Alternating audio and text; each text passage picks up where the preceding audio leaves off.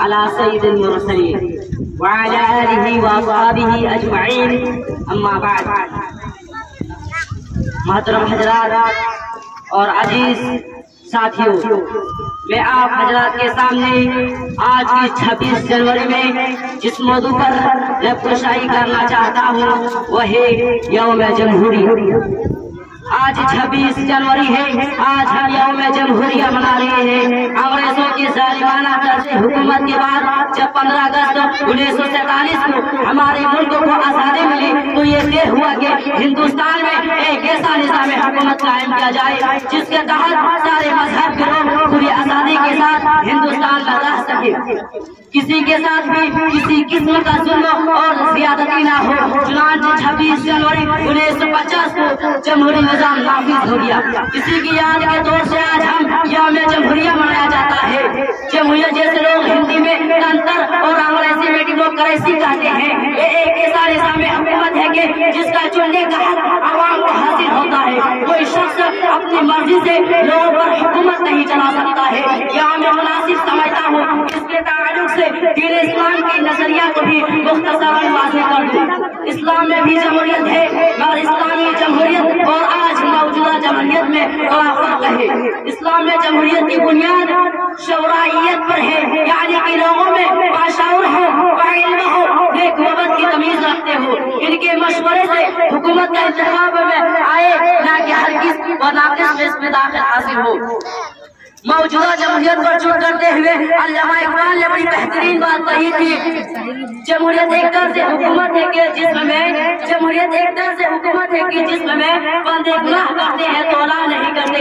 یعنی کہ جمہوریت ایک عظیم نظام ہے جو ہر انسان خواہ وہ پڑھا لکھا اچھے برے کی تمیز رکھنے والے ہو یا جاہل مطلب ہو، دونوں کا ووٹ برابر ہے، دونوں کی برابر کی اہمیت حاصل ہے.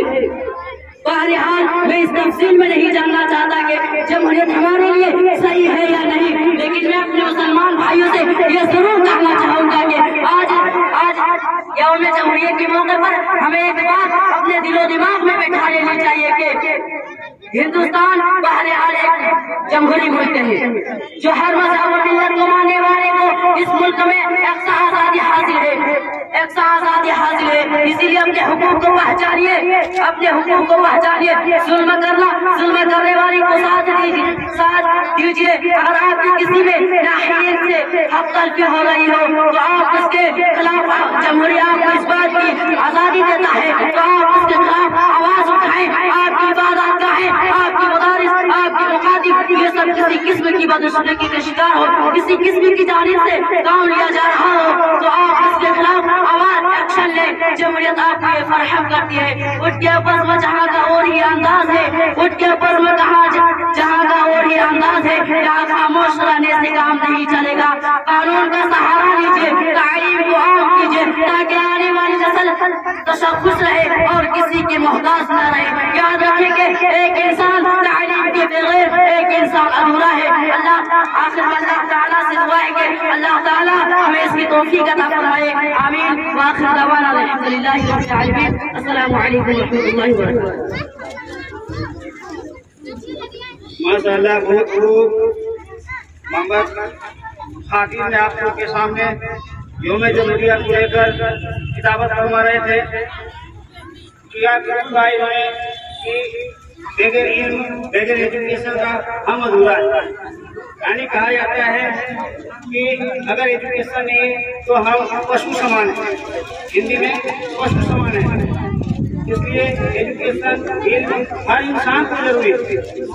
صرف ہمیں جینے کے لیے، کھانے پینے کے لیے نہیں بلکہ ہر سونے سے لے کر جاگتے سونے تک علم کی ہر جگہ استعمال ہوتی ہے، ضرورت پڑتی ہے. ہم اپنے آپ کو بدلنے کے لیے علم کی آوشکتا پڑتی ہے. کیا اپنے علماء اقبال نے کہا ہے؟ سنیے، منزل سے آگے بڑھ کر منزل تلاش کر، منزل سے آگے بڑھ کر منزل تلاش کر. مل جائے تجھ کو دریا تو سمندر تلاش کر، مل جائے تجھ کو دریا تو سمندر تلاش کر.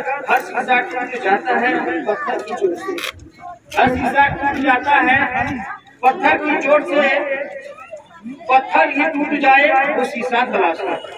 پتھر ہی ٹوٹ جائے وہ سلسلہ تلاش کر صدیوں سے تیری کیا ہوا، صدیوں سے تیری کیا ہوا، صدیاں گزر گئی، دنیا تیری بدل دے وہ سلسلہ تلاش کر.